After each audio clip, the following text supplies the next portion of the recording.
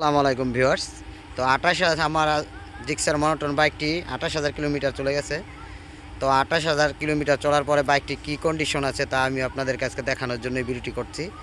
তো সবাই সম্পূর্ণ ভিডিওটি দেখবেন এবং চ্যানেলটি সাবস্ক্রাইব করে পাশে থাকবেন। বাইক সংক্রান্ত সকল যাবতীয় সব কিছু জানার জন্য আপনারা চ্যানেলটি সাবস্ক্রাইব করে পাশে থাকবেন। তো চলুন দেখা যাক। তো ২৮,০০০ কিলোমিটার চলার পরে আমার বাইকের চাকাগুলো দেখেন মোটামুটি ভালো কন্ডিশনে আছে। সামনের চাকাটাও খুবই ভালো কন্ডিশনে আছে এই যে। এবং ডিস্কগুলো দেখেন খুবই মোটা রয়েছে, এখনও ডিস্কগুলো ভালো আছে, নষ্ট হয়নি। এবং ইঞ্জিনটা এখন পর্যন্ত আমার ইঞ্জিনটা আনটাচ রয়েছে। ২৮,০০০ কিলোমিটার চলার পরও ইঞ্জিনে কোনো সমস্যা দেখা দেয়নি।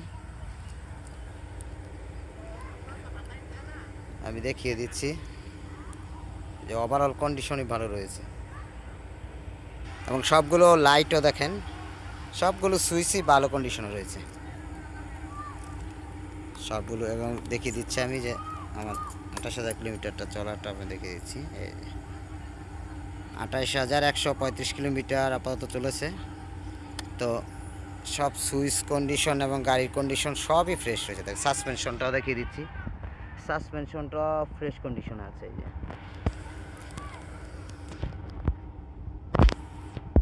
তো একটা বাইক ২৮,০০০ কিলো চলার পরে বাইকটি যে কন্ডিশন থাকে আপনাদেরকে তা দেখানোর চেষ্টা করতেছি। তো মোটামুটি আমার বাইকটি অনেকই ফ্রেশ আছে দেখেন। এখন আপনার নতুন বাইকের সাথে আমারটা তুলনা করা যাবে, দেখেন প্রায় নতুনই রয়েছে আমার বাইকটি। এবং এই যে মার্কারগুলো এখনও ফ্রেশ রয়েছে, চাকার রিংগুলো খুবই সুন্দর, অ্যালাউ রিং এখনও খুবই সুন্দর রয়েছে। ব্রেকিংও আপনার এখনও ভালো রয়েছে, ভালো ব্রেকিং সিস্টেম আছে এখনও। তো মোটামুটি ওভারঅল ভালোই চলছে। এবং এর মাইলেজ পাই আমি আপনার 40-এর মতো মাইলেজ পাওয়া যায়। আর লং রোডে গেলে আর বেশি পাওয়া যাবে। মোটামুটি গ্রামের রোডে বা আমাদের মফস্বল শহরের রোডে আপনার 40 কিলোমিটার মাইলেজ পাওয়া যায়। এবং ব্যাটারি সার্ভিসও খুবই ভালো দিচ্ছে।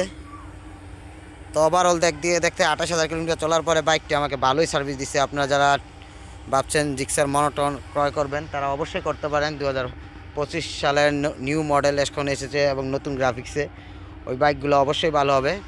তো এটার মেন সমস্যাটা যেটা আমি পেয়েছি সেটা হলো আপনার টাঙ্কিতে কিছুটা জং ধরে। এটা হচ্ছে জিক্সার মনোটনের সবচেয়ে বড় প্রবলেম, যেটা টাঙ্কির ভেতরে জং ধরার কারণে আপনার এই যে এখানে আপনার কার্বোরেটরে ময়লা জমে যায়। এবং আপনার কিছুদিন পর কার্বোরেটর এবং আপনার ওই অয়েল ফিল্টার, এই দুটো চেঞ্জ করে, কার্বোরেটরটা ওয়াশ করতে হয় আর অয়েল ফিল্টার চেঞ্জ করতে হয়। এটা হচ্ছে সবচেয়ে বড় প্রবলেম, যেটা হচ্ছে টাঙ্কি প্রবলেম। এটা সবাই জানে, জিক্সারের পুরনো গাড়িতে টাঙ্কির জংয়ের একটা প্রবলেম আছে। ওই বিষয়ে আমার চ্যানেলে ভিডিও দেওয়া আছে, আপনারা ভিডিওটি দেখে নেবেন কীভাবে টাঙ্কিটাকে ভালো রাখতে হয়, ফ্রেশ রাখতে হয়। তো আজকের মতো এখানে বিদায় নিচ্ছি। আপনারা সবাই আমার চ্যানেলটি সাবস্ক্রাইব করে পাশে থাকবেন। বাইক সংক্রান্ত যে কোনো তথ্য জানতে এই ভিডিও নিচে কমেন্ট করবেন এবং যে কোনো বিষয় জানতে আমার সাথে কমেন্টে যোগাযোগ করবেন বা ইমেল করতে পারেন। তো আসসালামু আলাইকুম, ভালো থাকবেন, সুস্থ থাকবেন। আবার দেখা হবে কোনো নতুন ভিডিওর মাধ্যমে।